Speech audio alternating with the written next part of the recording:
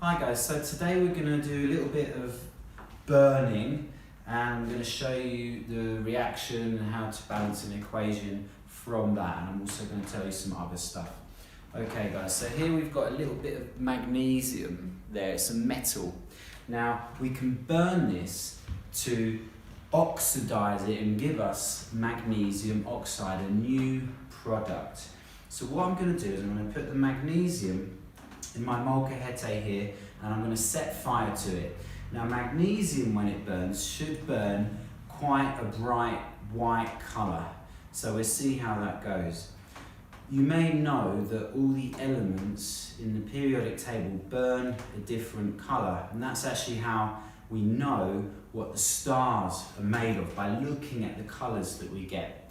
But magnesium burns white, and when it burns it reacts with oxygen and it gives us magnesium oxide. So let's try that out with my,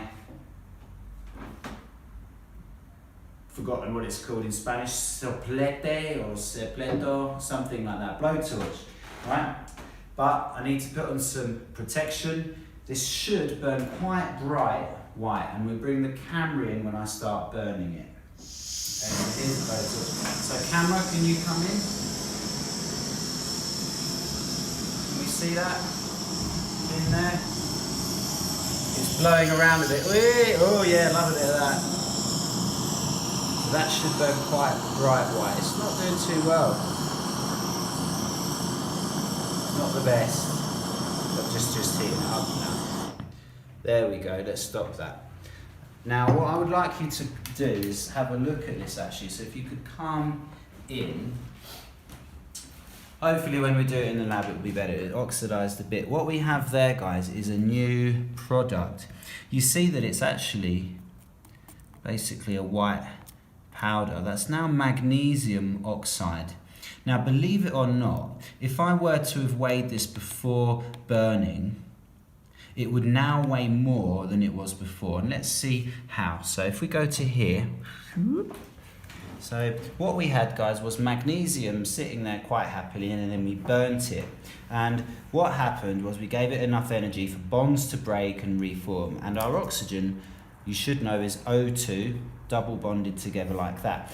One oxygen atom crept off and joined to the magnesium atom, and you got MgO. Now the problem is that we're left with this oxygen on its own, which is impossible. So what this oxygen did is it went over and it joined with another magnesium oxide, like so.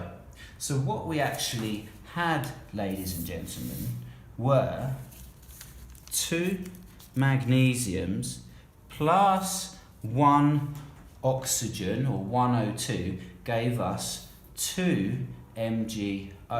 And you can see 2, 2, 2, and 2.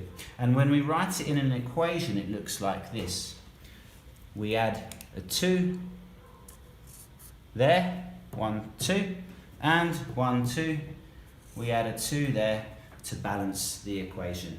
I hope that's okay for you guys. We'll do it more in the future. And just to say as well, if we look at the magnesium there, right, and then the magnesium oxide after, if we weigh that and then we weigh that, this one weighs more. The product weighs more, which is a bit weird because it goes from a metal to like a powdery thing. And that's your lesson on that. Cheerio.